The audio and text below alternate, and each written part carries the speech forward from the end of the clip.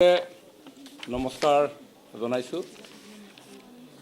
অসম চৰকাৰে অসমৰ বৰ্ণাঢ্য লোক সংস্কৃতিৰ বৈভৱসমূহৰ সংৰক্ষণ, সংবৰ্ধন, প্ৰচাৰ আৰু প্ৰসাৰৰ জৰিয়তে বিশ্ব দৰবাৰত ইয়াক প্ৰতিষ্ঠা কৰাৰ লক্ষ্যৰে কেতবোৰ কাৰ্যসূচী গ্ৰহণ কৰি আহিছে, যাৰ ফলশ্ৰুতিত সমূহীয়া বিহু নৃত্য পৰিৱেশন বিহু বিনন্দিয়া আছিল এটা অন্যতম গুৰুত্বপূৰ্ণ আমাৰ কাৰ্যসূচী।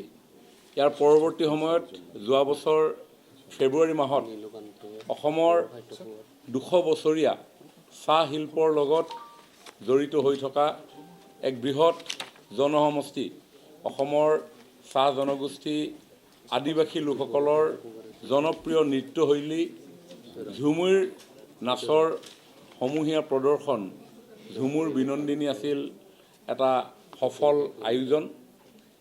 এই দুয়োটি কাৰ্যসূচীয়ে মাননীয় প্ৰধানমন্ত্ৰী নৰেন্দ্ৰ মোদী ডাঙৰীয়াৰ উপস্থিতিত প্ৰদৰ্শনৰ পাছত আমাৰ বৰ্ণাঢ্য সাংস্কৃতিক বৈভৱেৰে সমৃদ্ধ বড়ো জনগোষ্ঠীৰ জনপ্ৰিয় লোকনৃত্য বাগৰুম্বা নৃত্যৰ সমূহীয়া প্ৰদৰ্শন বাগৰুম্বা দহৌ আমি আয়োজন কৰিছোঁ।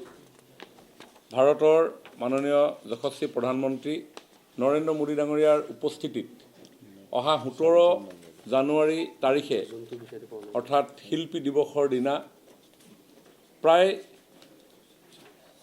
১০,০০০ৰ ওচৰা ওচৰি বড়ো নৃত্যশিল্পীয়ে এই বাগৰুম্বা দহৌ ইয়াতে প্ৰদৰ্শন কৰিব।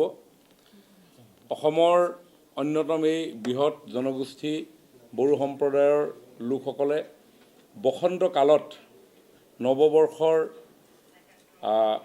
আগমনত অথবা বিহু বা সংক্ৰান্তিত উদযাপন কৰা বৈশাগু উৎসৱৰ সময়ত এই বাগৰুম্বা নৃত্য প্ৰদৰ্শন কৰে। আমাৰ ৰাজ্যখনৰ বিভিন্ন জাতি জনগোষ্ঠীসমূহৰ স্বকীয় ৰীতি নীতি কৃষ্টি সংস্কৃতি লোকবিশ্বাস পৰম্পৰাসমূহক উদ্ভাসিত কৰাৰ উদ্দেশ্যে আমাৰ ৰাজ্যৰ মাননীয় মুখ্যমন্ত্ৰী ডক্টৰ হিমন্ত বিশ্ব শৰ্মা ডাঙৰীয়াই দায়িত্ব গ্ৰহণৰ পিছতেই অসম চৰকাৰৰ এটা নতুন বিভাগেই সৃষ্টি কৰিছিল, যিটো বিভাগৰ নাম হৈছে indigenous tribal faith and culture. এই ইণ্ডিজিনিয়াছ ট্ৰাইবেল ফেইথ এণ্ড কালচাৰে অসমৰ প্ৰতিটো জাতি জনগোষ্ঠীৰ স্বকীয় বৈশিষ্ট্যক উজ্জীৱিত কৰি তোলাৰ প্ৰয়াসেৰে কাম কৰি আছে আৰু সমান্তৰালভাৱে বৃহৎ আয়োজনৰ জৰিয়তেও অসমৰ কৃষ্টি সংস্কৃতিক বিশ্বৰ নাগৰিকৰ সন্মুখত উপস্থাপনৰ প্ৰয়াসেই হৈছে বিহু বিনন্দিয়া ঝুমুৰ বিনন্দিনী অথবা বাগৰুম্বা দহৌ, যাৰ জৰিয়তে এই বৃহৎ বিশ্ব মানৱৰ আগত আমাৰ এই অসমৰ জাতিসত্তাসমূহৰ স্বকীয় সংস্কৃতিক উদ্ভাসিত কৰাৰ লগতে তেওঁলোকৰ দৃষ্টি আকৰ্ষণৰ জৰিয়তে অসমখনক যাতে নতুনকৈ সেইসকল লোকে এক্সপ্ল'ৰ কৰিব পাৰে, অসমৰ সম্ভাৱনা সম্পদসমূহৰ বিষয়ে বিশ্ববাসীয়ে জানিব পাৰে, অসমৰ জৈৱ বৈচিত্ৰতাৰ পৰা আৰম্ভ কৰি আমাৰ ইতিহাস আমাৰ প্ৰাকৃতিক প্ৰাচুৰ্যতাৰ বিষয়ে তেখেতসকলে ধাৰণা ল'ব পাৰে। এনে বহু দৃষ্টিভংগী লৈ এই অনুষ্ঠানসমূহক আমি উপস্থাপনৰ দিহা কৰি আহিছোঁ আৰু সমান্তৰালভাৱে বিশ্ববাসীৰ মনোযোগ আকৰ্ষণৰ লগে লগে সমান্তৰালভাৱে আমি আমাৰ নিজৰ ৰাজ্যখনৰ ভিতৰত থকা লোকসকলৰ মাজতো এক সদ্ভাৱ সম্প্ৰীতি সমন্বয়ৰ বাৰ্তা দিয়াৰো উদ্দেশ্য এই কাৰ্যসূচীসমূহত নিহিত হৈ আছে। আজি বাগৰুম্বা দহৌ এই কাৰ্যসূচীত আমাৰ সমগ্ৰ ৰাজ্যখনৰ 23খন জিলাৰ 81টা সমষ্টিৰ শিল্পীসকলে অংশগ্ৰহণ কৰিছে।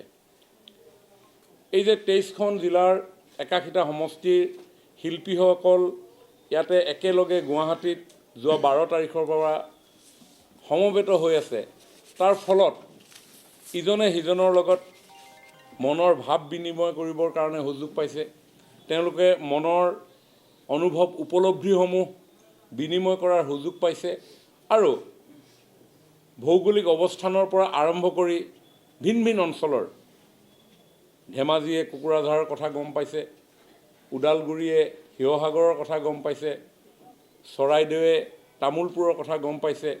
এনেধৰণে আমাৰ শিল্পীসকলৰ মাজতো এটা শক্তিশালী বান্ধোন আমি অন্তৰ্দৃষ্টিৰে যদি চাওঁ, সেই কথাও আমি উপলব্ধি কৰিব পাৰোঁ, যাৰ ফলত হাতে হাত ধৰি সমগ্ৰ অসমখনক আমি আগুৱাই লৈ যোৱাৰ এইটো এটা আমাৰ আন্তৰিক প্ৰয়াস।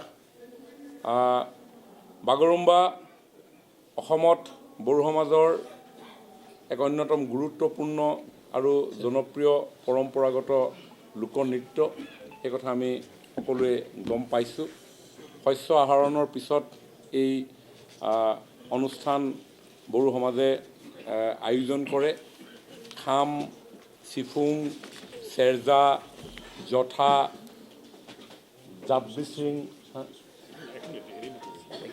জাপচিং, লাইগ্ৰীড আদি বহু বড়ো লোকবাদ্যৰ তাল মাধুৰ্যৰ সৈতে এনে অনেক সুৰেৰে নাচি গাই এই নৃত্য নিজৰ যি লয় লাস, প্ৰকৃতিৰ সৈতে ঘনিষ্ঠ সম্পৰ্ক ইত্যাদিসমূহ এই নৃত্যৰ জৰিয়তে প্ৰস্ফুটিত হৈ উঠে।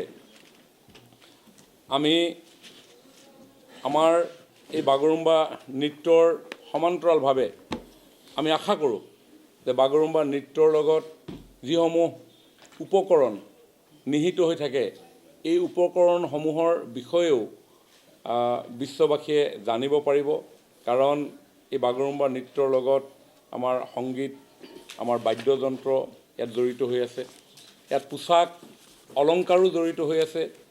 যি পোচাক অলংকাৰ পৰিধান কৰি আমাৰ শিল্পীসকলে এই নৃত্য প্ৰদৰ্শন কৰে। দখনা, ৰেগে ৰেগাং, আৰনাই, গছলা,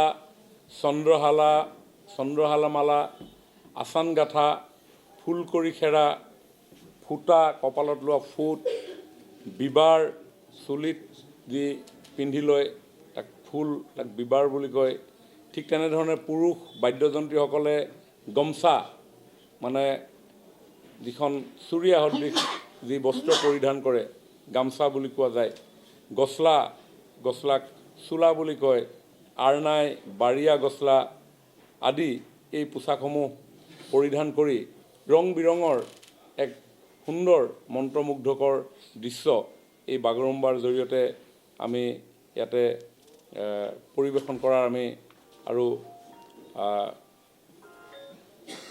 সেই সুযোগ আমি পাব পাৰোঁ।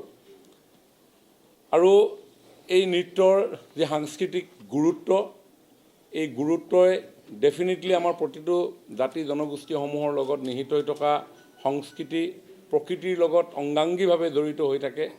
আৰু সেইকাৰণে এই নৃত্যই প্ৰাকৃতিক পৰিৱেশৰ বাৰ্তা বহন কৰাৰ লগতে বড়ো সমাজৰ লোকসকলৰ মনৰ মাজত শান্তি, উৰ্বৰতা, আনন্দ আৰু গভীৰ যি সাংস্কৃতিক পৰিচয়, এই বাৰ্তাও তেওঁলোকে বহন কৰি লৈ যায়।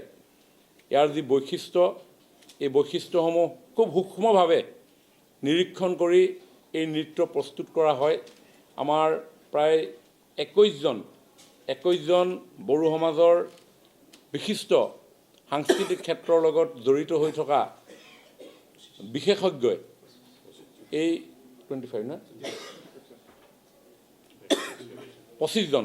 25জন সাংস্কৃতিক বিশেষজ্ঞই এই বড়ো বাগৰুম্বাৰ এটা নৃত্যৰ আৰ্হি বহু দিন ধৰি পৰীক্ষা নিৰীক্ষা কৰাৰ অন্তত বড়ো সমাজৰ সকলো দল সংগঠনৰ সন্মতি সাপেক্ষে আমি এই আয়োজন আমি কৰি তুলিছিলোঁ। আমি যোৱা 4, 5